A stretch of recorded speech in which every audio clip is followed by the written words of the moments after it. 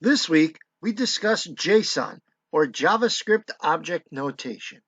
As I'm sure you can figure, it is associated with JavaScript, and it is an enhanced or extended version.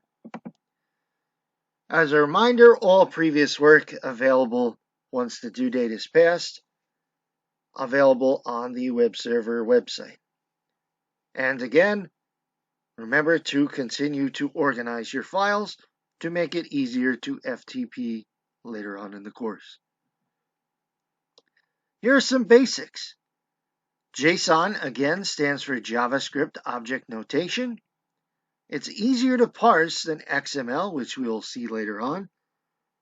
Properties make up a JSON object. JSON.parse can parse retrieved data, and JSON.stringify can convert a JavaScript object into a string. So how is JSON similar to XML and different?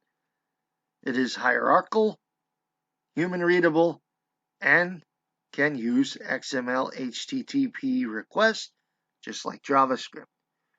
There are no tags. We're not creating tags like XML. It's shorter, quicker to read and write. It can use arrays, and it is easier to parse with JSON.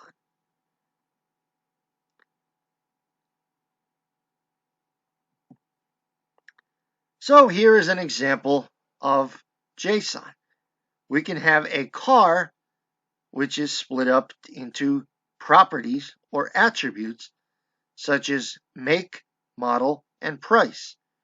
You'll notice make and model are strings, as they would be textual information, and price is a numerical value.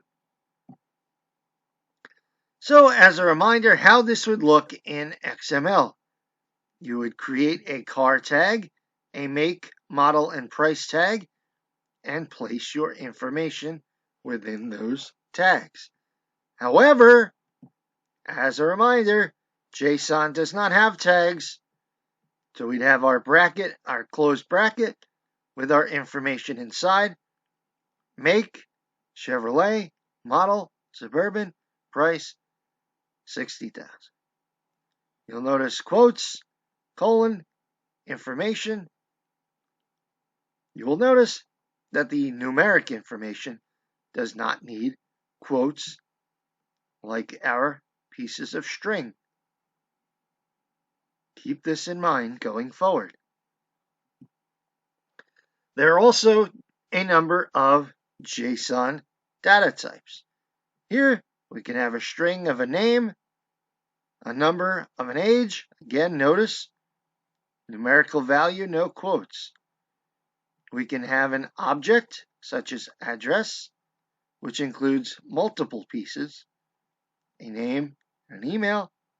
We can create arrays, multiple pieces within the array, Manny, Mo, Jack.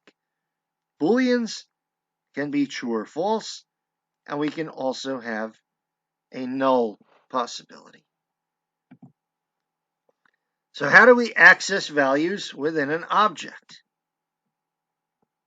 If we have an object with my first name, my last name, my age, we can pull them out using my object.firstname, my object.lastname, my object.age to give us all of this information. We can also do the same using bracket notation.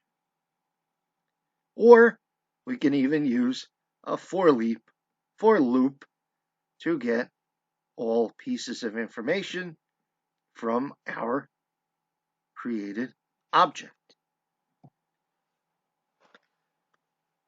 As discussed, JSON is better to use with parsing. If we have this information defined, name, birth, city, and we want to parse the text, what do? Well, we define a variable object and have it parse the text. We can then refer to that object and get object.birth to give us our object.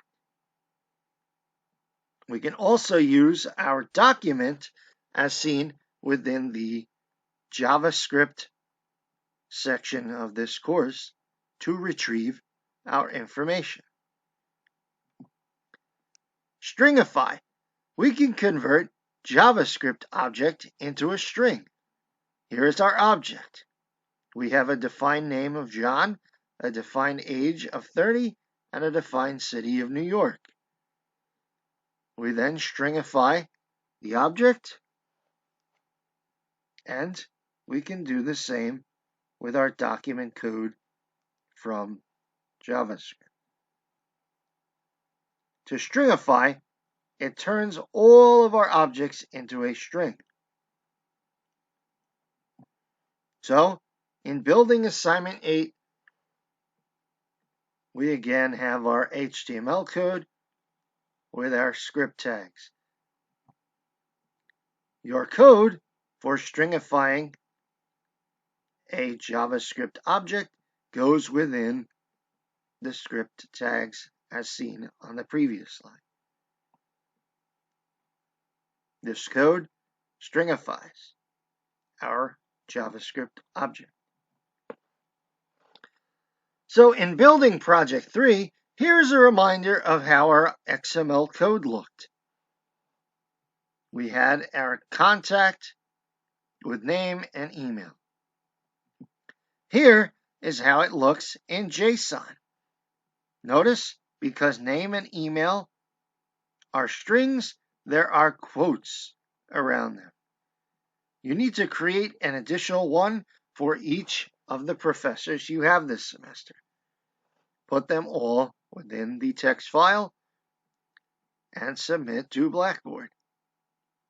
If you have 3 professors, you need 3. If you have 4, you need 4. If you have 5, you need 5, etc. Here's a JSON example. You'll notice the external reference to our JavaScript code. You will notice that on load, we're creating our car element in JSON and our car element in XML. And when you use the function show to show each of these, you will notice how different the JSON code looks compared to the XML code. Now, what if you wanted to create a table pulling elements in?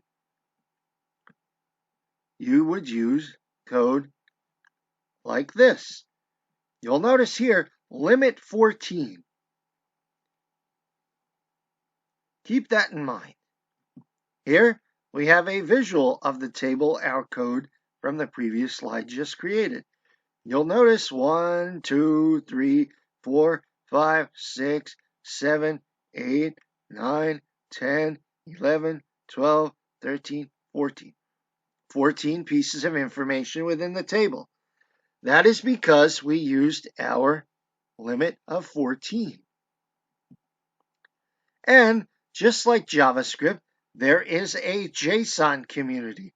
You can visit this website.